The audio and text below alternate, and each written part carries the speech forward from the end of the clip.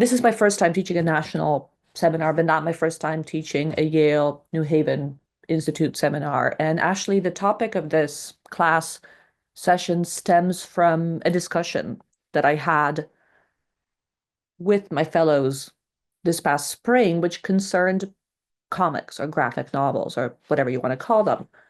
I had assigned a graphic novel in one of the weeks when we discussed the question of myths and fairy tales, and spontaneously there erupted a discussion over whether it was a kind of cop out to give our students graphic novels instead of the texts themselves, or whether we should think of them as bridges towards back to the original source, or maybe as something else entirely.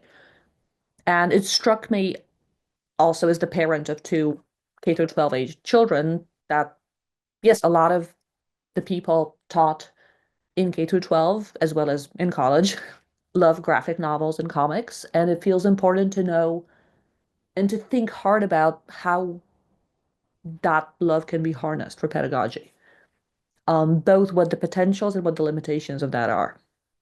So I conceived of this course of this seminar as something of a choose your own adventure. Depending on who joins, I'm going to adjust the syllabus to match the grade levels and disciplines that people represent, but I'm going to present here some ideas of what we might cover. So no matter who joins, we're going to begin by talking about the art of the graphic novel. And this is an image from Scott McCloud's Understanding Comics, a wonderful book that my seminar will read that is about comics as an art form. And it talks about how many of the things that we might think are just simplifications or shortcuts in the graphic narrative are actually artistic means of their own accord. Um, so here's Scott McCloud, as a cartoon of himself, is explaining why the process of abstraction and simplification, as it seems, that takes place in narratives that are narrated through comics actually is in the service of emotional expressiveness and emphasis, as opposed to merely kind of shortcuts, getting rid of details. In some of those early days of the seminar, we would also look at some examples of very avant-garde, weird comics, like this page from Chris Ware's Building Stories. And we would think about like what language do we use to analyze comics as an art form as well as a narrative form? How do we talk about the gutter, the layout of the panels, the size of the panels as rhetorical strategies in the way that we might want to talk about metaphors or onomatopoeias as rhetorical strategies as well. From there, kind of some places I could go include the great terrain of the early reader graphic novel, which is sometimes indistinguishable from the illustrated book, like Elephant and Piggy, many of which I now know by heart because of my children, or La Pimpa, kind of very famous surrealist Italian version of the same.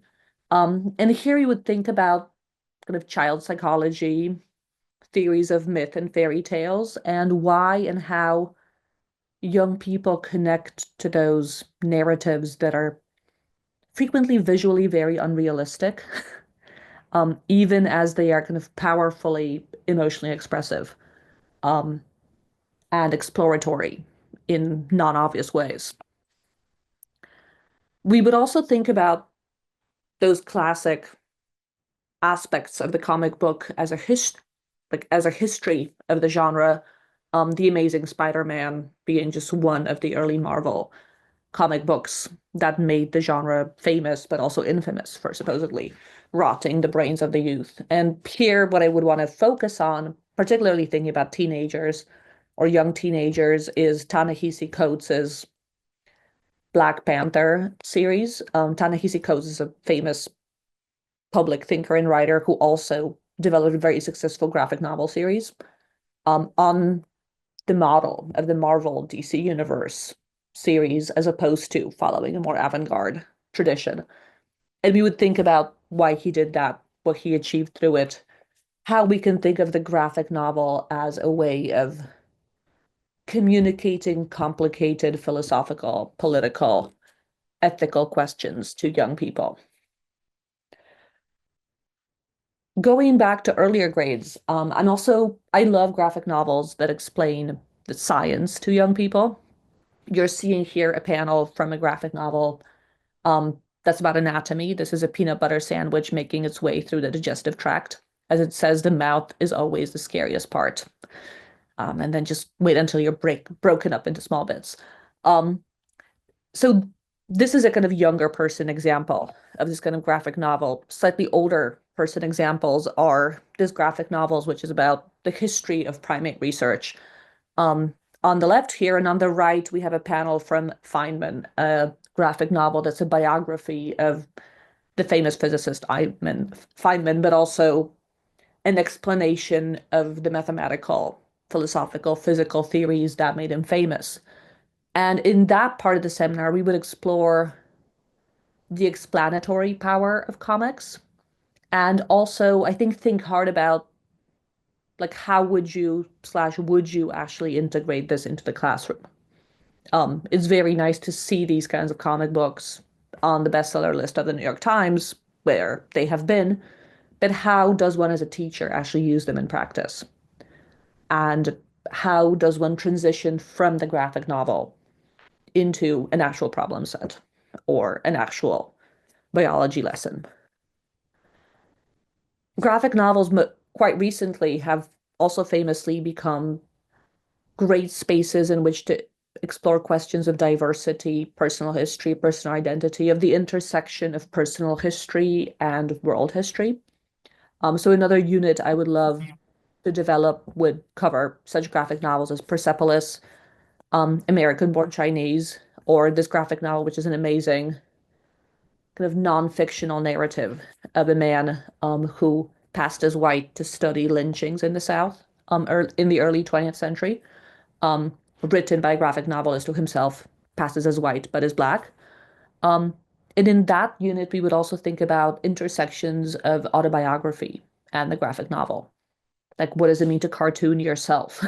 And to communicate to young people something about themselves as mediated through your own personal experience.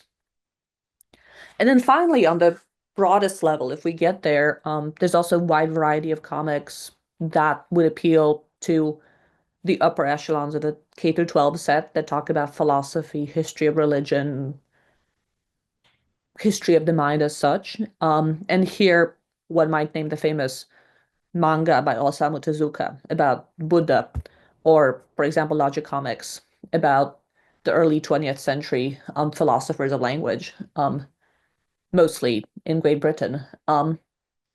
So again, what I would want to do through those units is on the one hand, think about how one can talk about graphic novels in a sophisticated way and kind of help explain to students what they find appealing about them, but also how one can use them as mediators of course content, and in what ways those two potential aims, the aim of close reading the novel, graphic novel itself, and the aim of teaching a subject, might be in conversation with each other, potentially in tension.